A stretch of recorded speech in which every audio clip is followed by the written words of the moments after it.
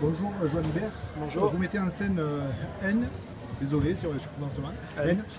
C'est en fait une ode à la liberté, à la tolérance. Moi je vois ça comme ça. Au travers d'un bout de plastique, une magnifique sculpture en fait. À laquelle vous donnez vie pour le spectacle, pour ce festival au Train Bleu. Qu'est-ce que vous pouvez nous dire sur ce magnifique spectacle? Écoutez, en fait on l'a créé pour Avignon. Au départ c'était un laboratoire, c'est-à-dire un temps de recherche avec mon équipe sur qu'est-ce que pouvait être aujourd'hui la marionnette insolente et qu'est-ce qu'était finalement l'insolence aujourd'hui. Et ça fait plusieurs spectacles que je travaille sur la question du genre, de l'identité, parfois pour le jeune public, et cette fois-ci je voulais le faire pour le public adulte. Et donc on a créé une marionnette qui s'appelle donc Un, et qui change d'identité, qui est vraiment, comment on va dire, voilà, multiforme, qui est homme, femme, et qui aussi change tout le temps de sexualité et qui prône une forme de liberté. J'avais envie d'un personnage voilà, très simple, très libre, plutôt joyeux, et qui joue avec tous ces codes, à la fois du cabaret, mais aussi de tout ce qui se passe dans le monde et des discriminations et du rapport à la différence. Voilà, donc c'est une marionnette qui dit qu'elle est une marionnette et qui pourtant est là et essaye de Comment raconter. se fait-il justement qu'elle annonce directement qu'elle est marionnette et qu'elle prend autant de vie sur scène? On aime bien l'applaudir à la fin. En fait, on est une équipe, il y a 2 musiciens, on est 2 manipulateurs et moi je fais la voix du personnage. Et c'est un travail vous évidemment. chantez magnifiquement d'ailleurs. Merci, en tout cas j'essaye de chanter, de lui donner sa voix et on est 2 manipulateurs et on la manipule tous les deux. Derrière, c'est une synchronisation assez précise, c'est une écoute entre les 2 manipulateurs pour effectivement essayer de lui donner vie et qu'elle ait une crédibilité et de jouer bien sûr avec ce côté, la marionnette qui dit je ne suis qu'une marionnette, mais on a envie d'y croire, voilà, on a envie de croire.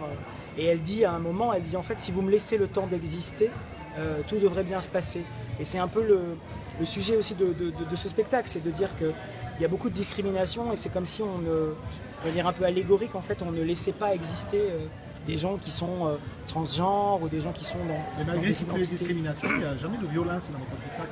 Il y a toujours une... Non, je voulais pas qu'il y ait de violence, je voulais qu'il y ait de l'insolence, je voulais qu'il y ait de Beaucoup l'ironie, d'insolence. mais je voulais pas qu'il y ait de violence parce que je voulais pas que le personnage en fait agresse les spectateurs, mais plutôt dise moi en fait tout va bien.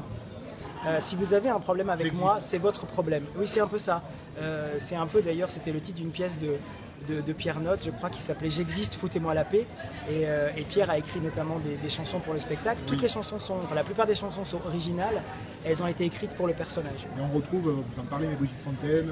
Voilà, dans les Écoute reprises, il y a Arnaud, Brigitte Fontaine, et puis après, c'est des créations de Ringier, Pierre Notte. Gainsbourg, on retrouve cette insolence aussi. Voilà, Prunella Rivière qui a écrit des chansons pour nous, Laurent Madiot, Alexis Morel, voilà, qui ont vraiment écrit pour le personnage. Moi, je le disais, ce spectacle est un énorme succès à Avignon. Ça a fait le buzz, c'est complet jusqu'à la fin, ça a été complet, je crois, quasiment tout le festival.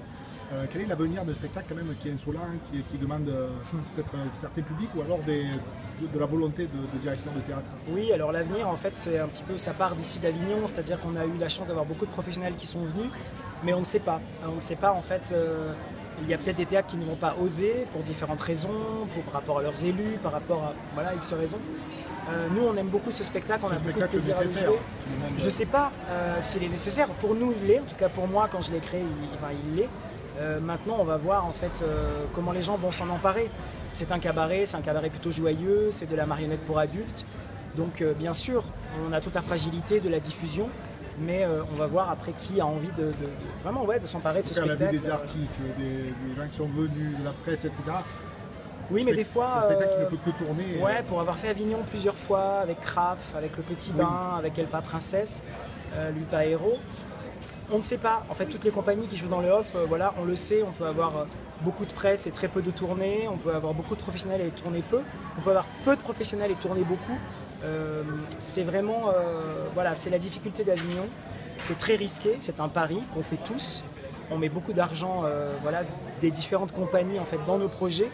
Et on défend nos projets, voilà, on a envie de les jouer devant du public et après de les montrer en France, à l'étranger. En tout cas, c'est un très très beau spectacle que nous on défendra. Merci beaucoup. Où que vous soyez, où que vous alliez. Merci. Et puis je pense que le off, c'est aussi ça, c'est un très beau spectacle à découvrir. Merci beaucoup. Bonne continuation. Merci.